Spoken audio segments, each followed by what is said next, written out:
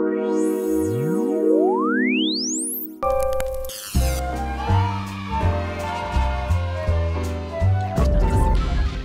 this is Jamie again. Now I'm going to take you through the basic setup and configuration of Smaart 7 to make measurements. Now, there's a major difference between Smaart 7 and earlier versions of Smaart in that earlier versions of Smaart would only talk to a two-channel device, which meant that we could assume that we would do two spectrum measurements, a spectrum measurement for the left channel, a spectrum measurement for the right channel, and then a dual channel measurement or a transfer function measurement that compared the left channel to the right channel. Now, with version 7, we can acquire measurement signals from multi-channel devices, acquiring all those signals simultaneously, and in fact we can acquire signals from multiple multi-channel devices simultaneously. So now we can no longer assume what your measurement configuration is going to be. It's just like getting a mix console. Before you can use it, you have to patch it together. So what we're going to do is we're going to walk through just the basic management of the setup and configuration of Smaart 7 to make single channel and dual channel measurements. Now what is interesting is the first time you open up Smaart, if you haven't configured any measurements, you would be presented with this window here which is saying you have no measurements configured. Would you like to go to the group manager, which is where we configure these measurements, and configure them? So I could choose the yes button, or I could do what a lot of people seem to do, which is hit no, and then you're left with a blank screen and no measurements. But I can get to the group manager by going options, group manager, or I can get there with this little hammer and wrench symbol that is in the control strip on the right hand side. Any one of those ways will get me to the group manager. Now the group manager is going to play an important part in our Smaart measurements because this is where you can control the details and the definitions of the measurements we're going to use. On the left hand side, what we see is the all groups tree, and this will show you all the measurements that we have configured. The reason why we have groups, or the reason why it's called group manager, is because not only are we going to configure one set of transfer function measurements, one set of spectrum measurements, but we can make multiple groups of measurements and swap between them.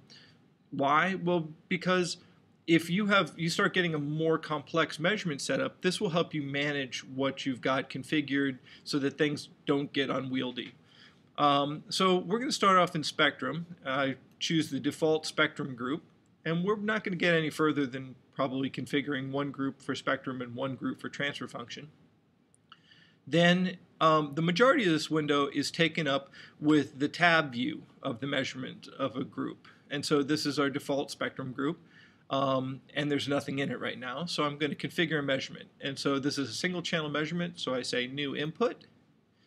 I'm going to call this USB pre-left.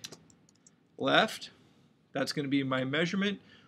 Now the device, I have to choose the device where I'm getting that signal from. In this case, this is showing me all the devices that are presenting themselves to me right now. And so I'm going to go ahead and choose USB pre-2. That's the device I'm going to be pulling it from. And I can choose the channel. And in this case, I want the channel 1 or the left channel. So I'm going to go ahead and hit OK. Now we notice then that we've got the measurement is now sitting in the group. If I go to the left-hand column, the all groups, and I expand the table, you notice that now that measurement is sitting in this group.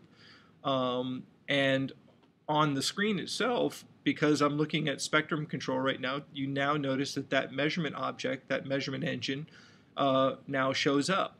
In the tab view here, under group, I can look at the group view, or I can look at the individual measurement, and there's the details of the individual measurement. Later on in other examples that we go through, we may want to get into the individual measurement itself and change some of the specific definitions of that measurement. Okay, well, I'm not done yet. I'd like to do configure another measurement. I want to call this one, oddly enough, USB pre-right. And yes, I have to look down at my keyboard to type because I'm just not that good at typing. So I'm going to go ahead and I've got it named. I hit enter. And I notice that I've got the wrong, it's input 1 off of the USB pre-2. So I've got the same measurement set up twice. And that's not really going to do well for me. So I'm going to go click over to its tab. and I noticed that it was defined as being from measurement channel was input 1, but I really want it to be input 2. So I'm going to do that and hit enter, and then go back to the group view, and now you notice that it's the USB pre-write measurement is patched from input number 2. Now I could go ahead and say, you know what, I want another measurement, and I'm going to call this comp mic, computer mic, and I could choose to grab that from my built-in microphone on my computer, input 1 off of that, and I could say OK. And now I've actually I have 3 measurements configured, 3 spectrum measurements configured in this group, and 2 of them pull from my USB pre, 1 of them pulls from my internal comp mic. I could run these measurements, all those simultaneously, which is a very powerful thing. Now, I've configured 3 spectrum measurements, but I still want to configure a dual channel measurement, so I'm going to click on, over in the group tree view, I'm going to come in and I'm going to click on the default transfer function group. Nothing there, so I'm going to hit new pair, and I'm going to call this one speaker TF, because this is a transfer function measurement that I've got a microphone and a speaker back here, and I'm driving it from the console over here. We've gone through the basic configuration video. If you want to see what I've got set up here, you can go to and refer to that. But what I'm going to do for my transfer function measurement here is I've got the name of it, where I'm getting it from. Well, I want to get it from the USB pre, and I'm going to compare input 1 to input 2. I hit OK, and now I've defined a transfer function measurement. That's about as far as we're going to go with the setup and configuration to this point. But we will come back and revisit this many times throughout our examples, because this is where we get into the details of controlling our individual measurements. In essence, though, we want to think about this is that each one of these measurements we've configured represents an entire Smaart computational object. So let's get on and let's go and make some measurements.